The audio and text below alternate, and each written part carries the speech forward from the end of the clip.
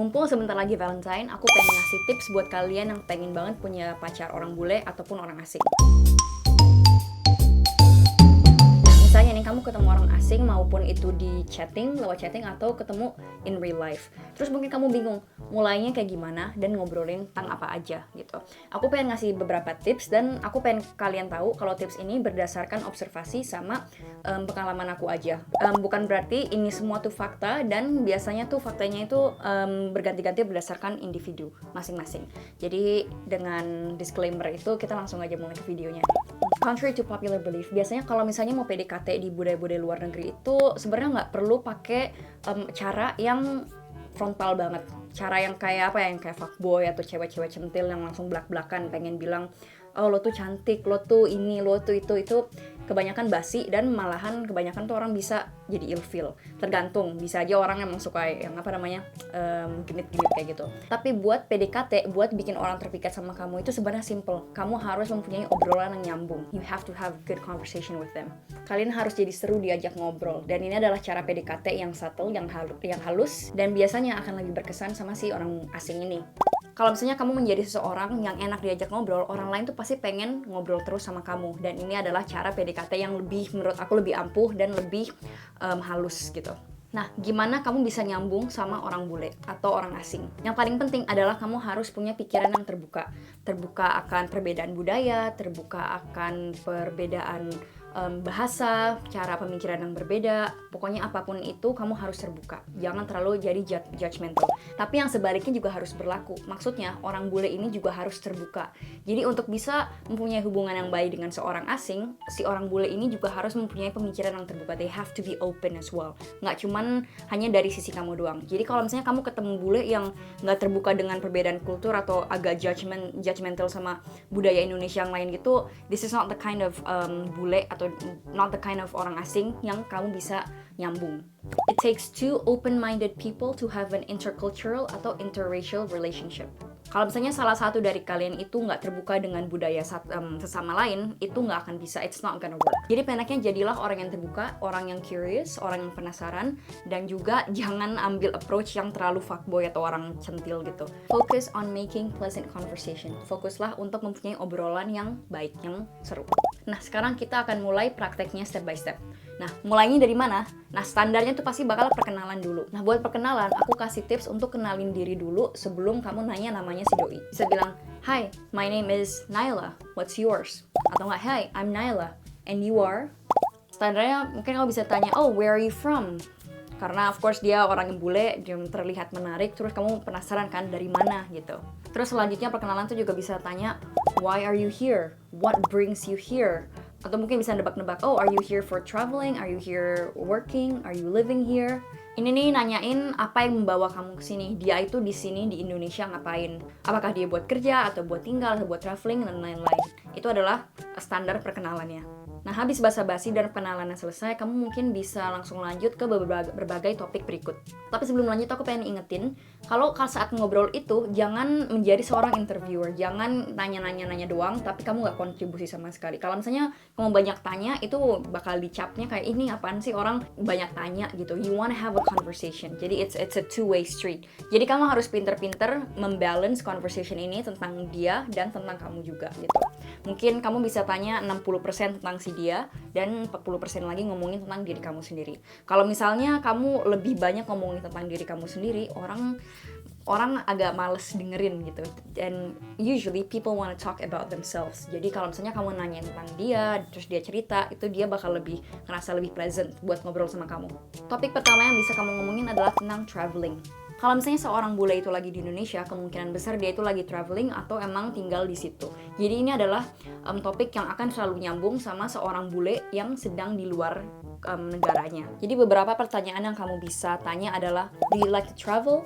Do you travel a lot? What other countries have you visited?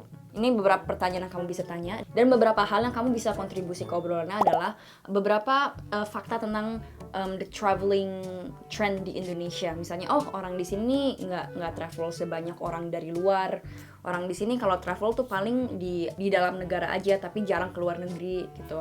Bisa bilang, oh people here don't really travel abroad very much because it's expensive. Atau mungkin kamu bisa bilang, oh because it's not really a thing here. Kayak traveling itu bukanlah sesuatu yang wah banget di Indonesia dibanding negara-negara di Eropa atau bahkan di Amerika Utara. Kalau misalnya kamu ngomongin tentang traveling, kamu bisa sharing ke orang ini beberapa tempat-tempat wisata Indonesia yang keren banget yang nggak banyak orang ketahui. Kayak mungkin hampir semua orang bule tuh tahu tentang Bali, tentang Lombok, tentang apapun itu.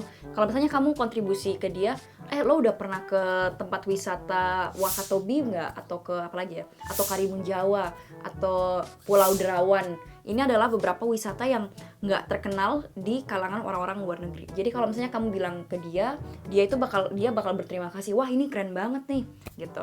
Ini adalah cara kamu untuk berkontribusi ke obrolan ini. Tema kedua adalah cultural differences atau perbedaan budaya. Percaya deh, aku tinggal di Belanda dan aku sering ngomong sama orang yang pernah ke Indonesia karena di Belanda ini banyak orang yang suka traveling ke Indonesia. Biasanya cerita yang paling sering dibawa pulang sama orang-orang Belanda tentang Indonesia itu adalah keindahan alamnya dan juga ke-friendlyan orang-orangnya. Kayak orang-orang di Indonesia itu sangatlah hangat, sangat terbuka, dan sangat friendly. Jadi kamu bisa ngomongin tentang perbedaan budayanya. Kamu bisa tanya ke dia, what do you think of the people here? How do you like Indonesia? Atau what's so different about Indonesia and your country?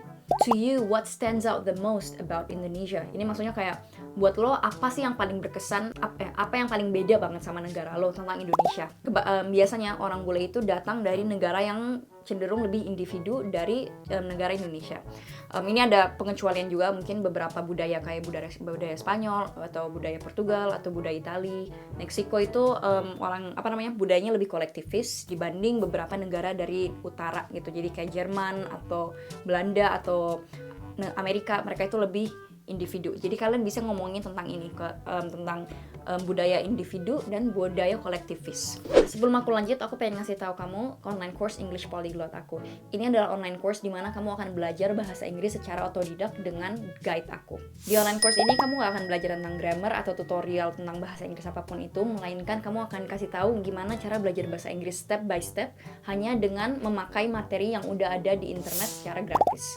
Kamu bisa ke Instagram Nailingua untuk melihat beberapa testimonial dari students yang udah masuk ke online course ini, dan juga kamu bisa ke www.nailafrahmana.com/course untuk cari tahu lebih tentang online course ini. Kalau misalnya kalian cocok, kalian bisa klik daftar di sini untuk ikut online course ini, dan itu aja. Kita akan balik lagi ke videonya. Tema nomor 3 adalah culinary food. Kuliner adalah topik yang kebanyakan orang tuh bisa nyambung karena of course people love to eat. Jadi kamu mungkin bisa nanya-nanya tentang selera makanan dia, kayak do you like Indonesian food? Do you think it's spicy? Can you handle the spiciness?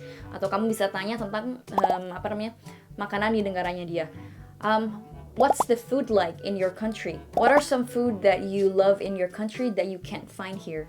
Misalnya kayak makanan apa sih yang lo suka banget di negara lo tapi lo nggak bisa dapet di sini? Biasanya tuh orang kebanyakan dari negara Eropa tuh paling kangen sama keju karena mereka suka banget makan keju di sini. It's a big thing here. Cheese in a lot of European countries, tapi di Indonesia tuh sangat-sangat mahal gitu. Nah terus habis itu kamu mungkin bisa berkontribusi tentang beberapa makanan yang si orang ini harus coba. Have you ever tried this? Have you ever tried rendang? Have you ever tried mie ayam bakso? Have you ever tried this sate? Dan lain-lain. This is very famous. Gitulah pokoknya. Ini adalah cara kamu berkontribusi ke obrolan ini. You know, here in Indonesia, we eat rice 3 times a day. What do you think about that? Do you also eat a lot of rice in your country? Nah, inilah berbagai pertanyaan yang bisa kamu tanya ke orang ini tentang makanan.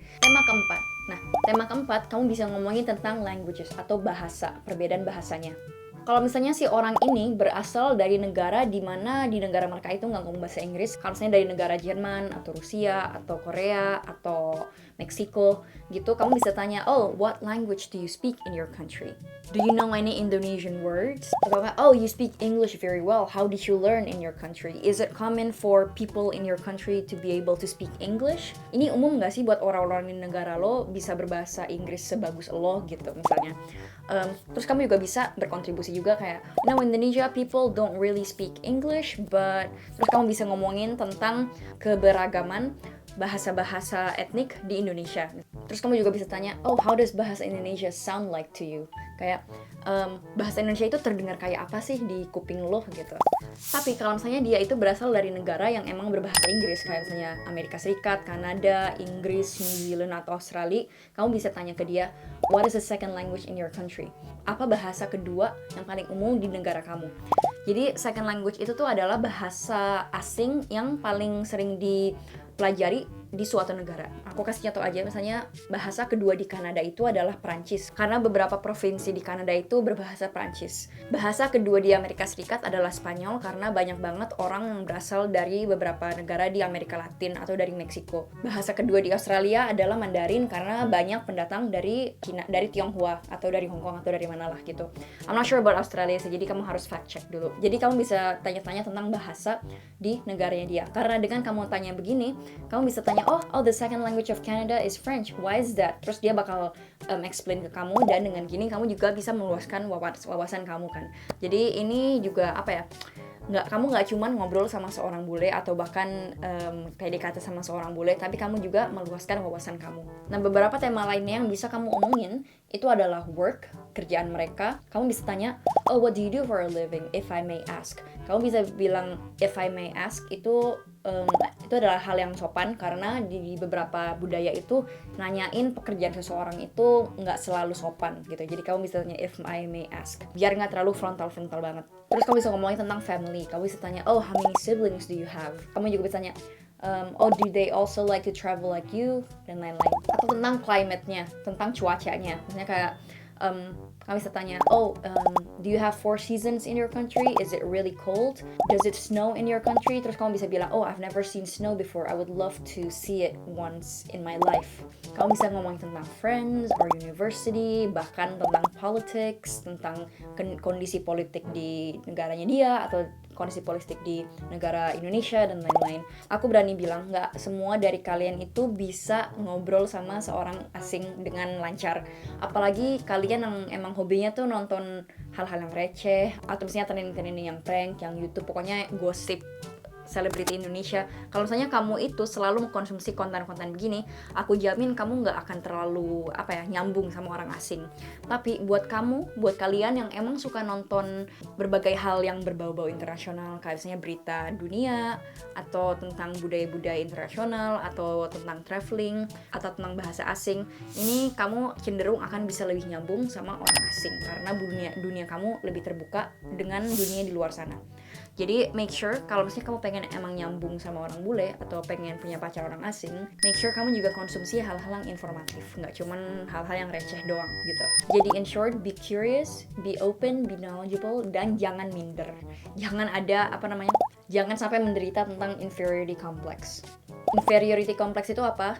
We'll talk about that in another video. Nah, coba kalian komen di bawah untuk sharing pengalaman kalian saat berkomunikasi sama orang bule, atau misalnya kalian yang emang lagi PDKT sama orang bule. So, comment down below. Jadi ini aja buat video kali ini, mudah-mudahan kalian suka, dan kita akan ketemu minggu depan di video lainnya. Bye-bye!